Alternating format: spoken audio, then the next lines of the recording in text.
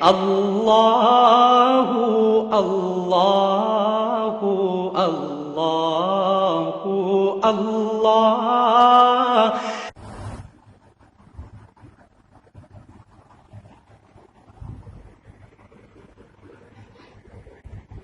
السلام علیکم۔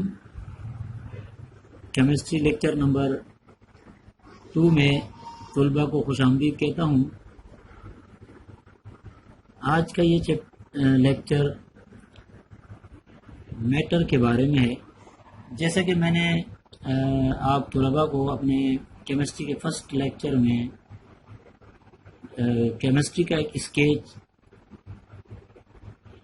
کھینچ کر سمجھایا تھا، اس میں نے پراپرٹیز آف میٹر کا ذکر کیا تھا، لیکن خود میٹر پر ڈیٹیل سے بات نہیں کی تھی۔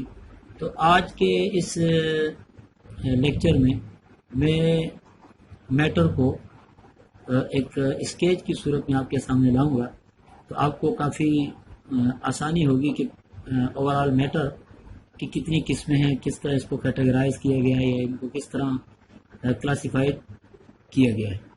تو دیکھیں میٹر ہوتا کیا ہے۔ Everything which has weight اور mass and occupies space is called metre.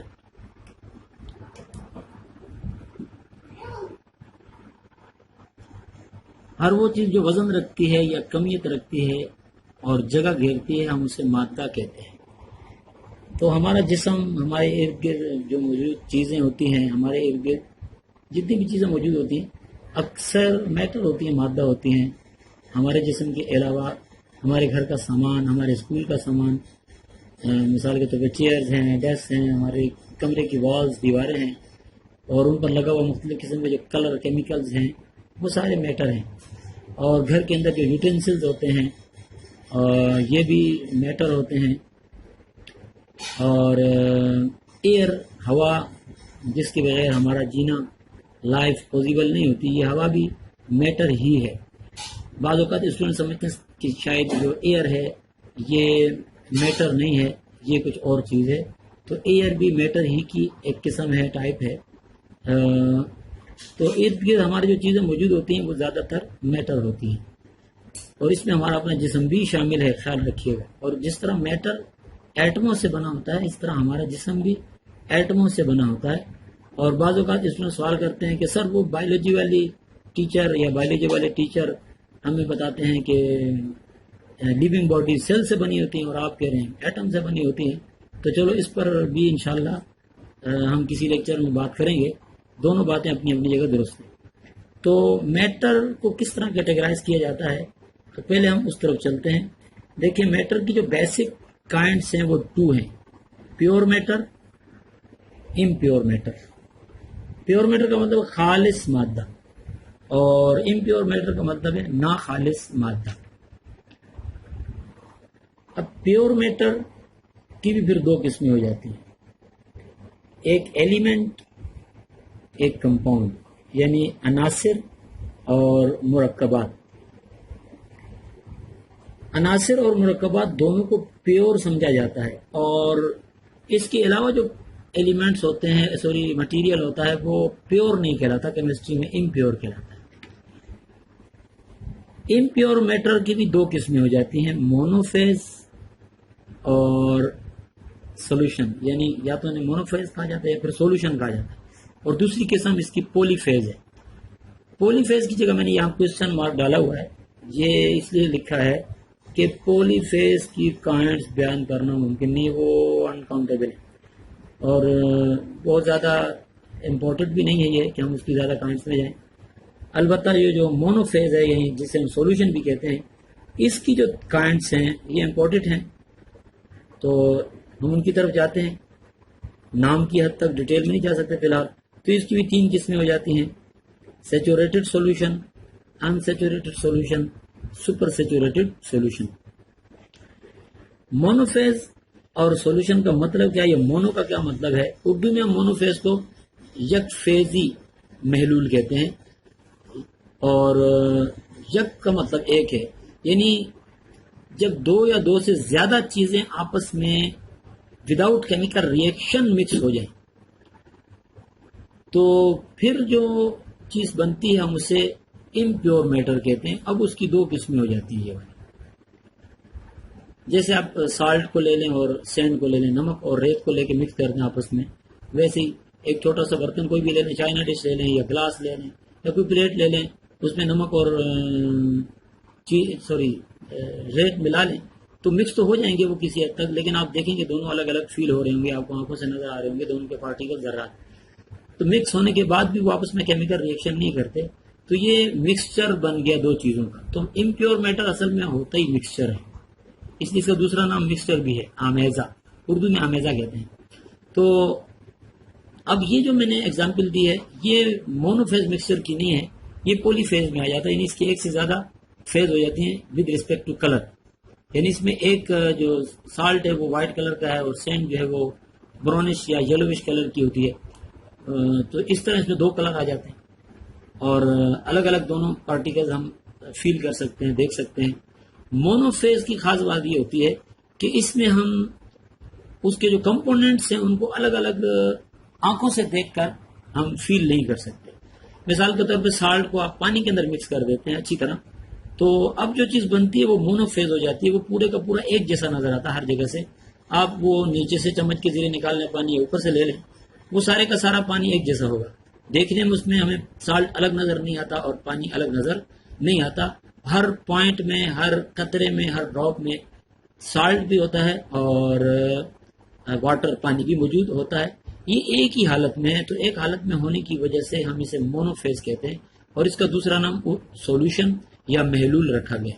یعنی یک فیزی حالت میں ہونے کی وجہ سے اس کی ایک ہی حالت ہے تو ہم اسے الگ سے نام دیتے ہیں سولوشن کا.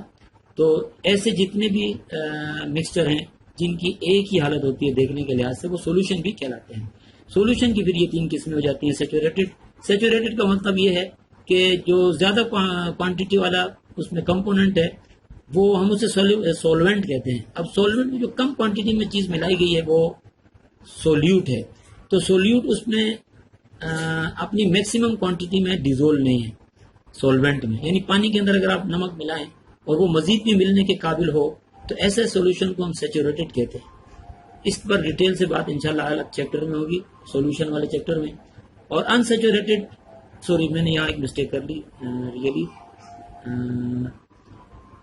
یہ جو میں نے بات سمجھائی ہے یہ انسیچوریٹڈ کی بتائیے. یعنی اگر سولوشن میں سولیوٹ میکسیمم کوانٹٹی میں ڈیزولو نہ ہو تو انسیچوریٹڈ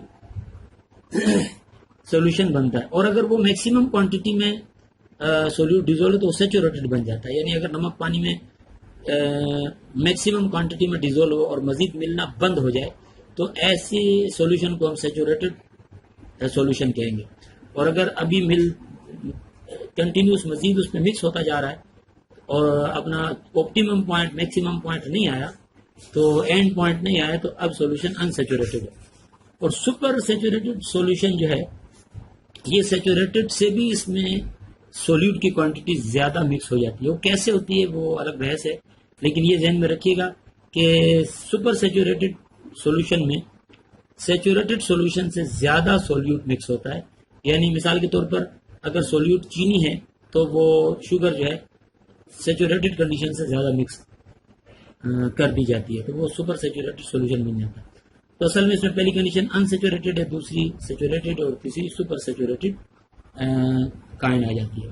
ان پر الگ سے انشاءاللہ الگ چیپٹر اپنے مخصوص چیپٹر میں بات کریں گے، چیپٹر نمبر 6 یا 7 میں انشاءاللہ اس میں بات ہوگی. اب ہم آتے ہیں ایلیمنٹس کی طرف. تو ایلیمنٹس پیور میٹر کی ایک کائنڈ ہے. آپ لوگوں نے بہت سے ایلیمنٹ دیکھے ہوں گے لیکن پتہ نہیں ہوتا کہ یہ ایلیمنٹ ہے یا کمپاؤنڈ ہے. بہت سے کمپاؤنڈ بھی دیکھیں گے لیکن معلوم نہیں ہوتا کہ یہ ایلیمنٹ ہے یا کمپاؤنڈ ہے. تو پہلے تو میں آپ کے سامنے کائنڈس رکھنے سے پہلے کچھ ایلیمنٹس کے نام رکھتا ہوں. آپ لوگوں نے آئرن یعنی لوہا دیکھا ہوا ہے، یہ ایلیمنٹ ہے فزکس میں، کیمسٹری میں. اور اسی طرح گولڈ سے آپ واقف ہیں، یعنی سونا. چاندی یعنی سلور جو ہے، یہ بھی تین میں نے نام لیے، آئرن، گولڈ، سلور، یعنی لوہا، سونا اور چاندی. یہ تین ایلیمنٹس ہیں. اس کے علاوہ انسان جو اینشنٹ پیریڈ سے دور سے انسان واقف ہے، ایک اور ایلیمنٹ سے، وہ ہے کاپر یعنی تانبا، یہ بھی قدیم زمانے سے انسان واقف ہے۔ اس کے علاوہ مرکری یعنی پارا، یہ بھی کافی عرصے سے زمانے سے انسان مرکری سے بھی واقف ہے، کیونکہ یہ پہاڑوں سے اصل میں اپنی ایلیمنٹل فارم میں بھی انسان کو حاصل ہو جاتی ہیں، اسی لیے یہ جو ہے انسان اس سے واقف ہو چکا ہے۔ کاپر اگرچہ ایلیمنٹل فارم میں تو نہیں ملتا، لیکن بہرحال انسان صدیوں سے اس سے بھی واقف جانتا ہے، اس سے بھی انسان کو علم ہے اس کے بارے میں بھی۔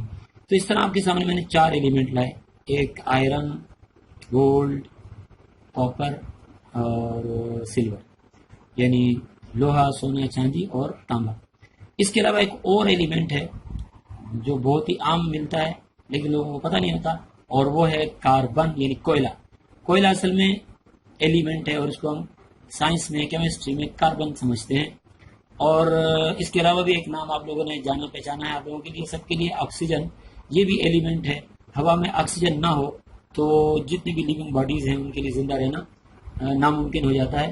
تو ایک اور ایلیمنٹ ہوا میں پایا جاتا ہے، نائٹروجن، اگرچہ وہ ہمارے سانس میں استعمال نہیں ہوتا، ویسے ہی واپس نکل آتی ہے نائٹروجن گیس، لیکن آکسیجن ہم لازمی یوز کرتے ہیں۔ تو ہوا میں 2 مین ایلیمنٹ پائے جاتے ہیں، نائٹروجن اور آکسیجن، یہ دونوں گیسیس فارم میں ملتے ہیں۔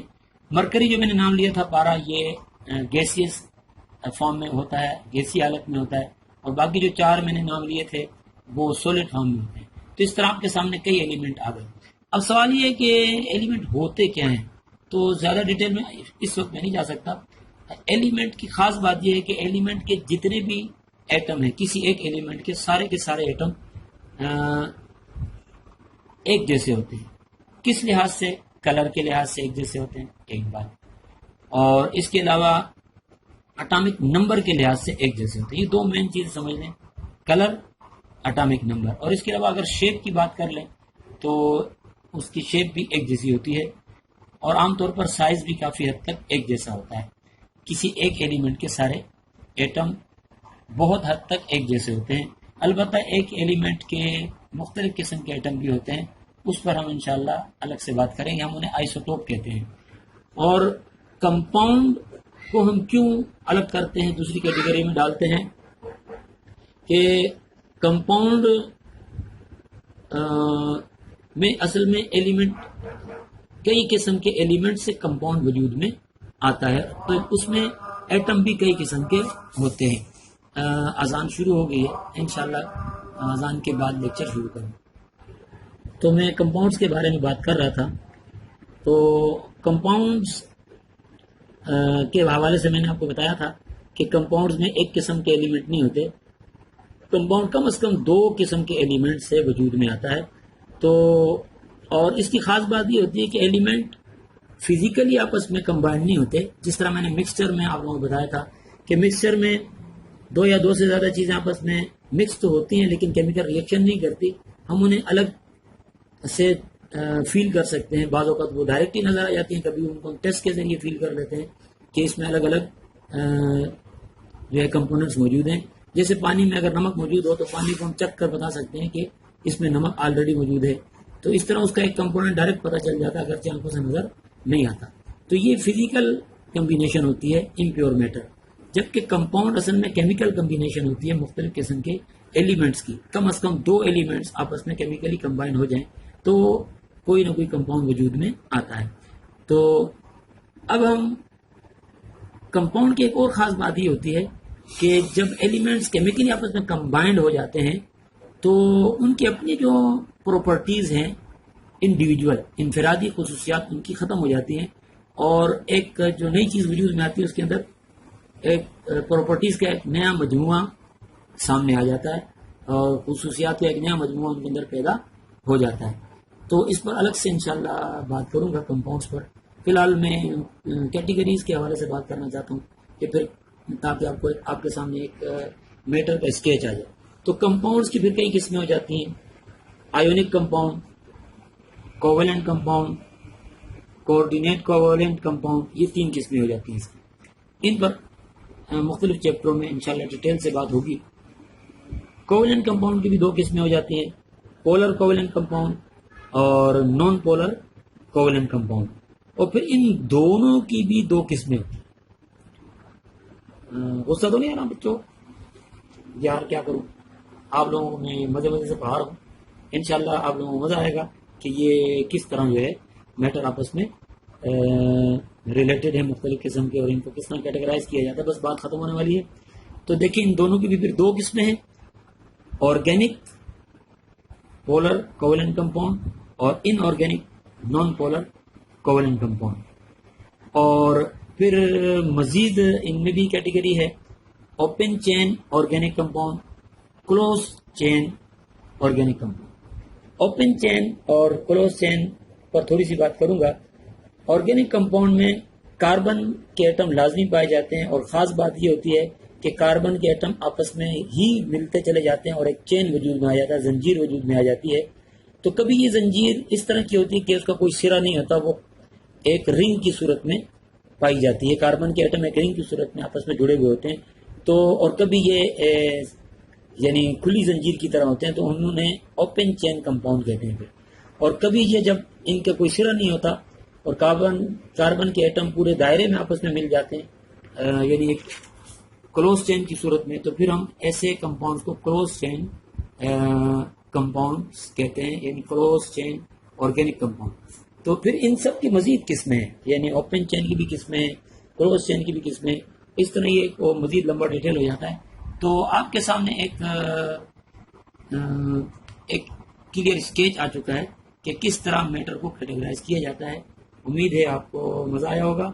اب میں آپ سے یہ عرض کروں گا کہ ہمارے چینل اسٹوڈنٹس فیوچر کو ضرور سبسکرائب کریں، اس کے نتیجے میں آپ لوگوں کو ہماری ہر نئی ویڈیو کے بارے میں نوٹیفیکیشن بھی ملتی رہے گی، اور اگر یہ ہماری ویڈیو آپ کو اچھی لگی ہو تو لائک کے بٹن پر بھی ضرور ہاتھ لگا دیجیے گا تاکہ ہماری حوصلہ افزائی ہو۔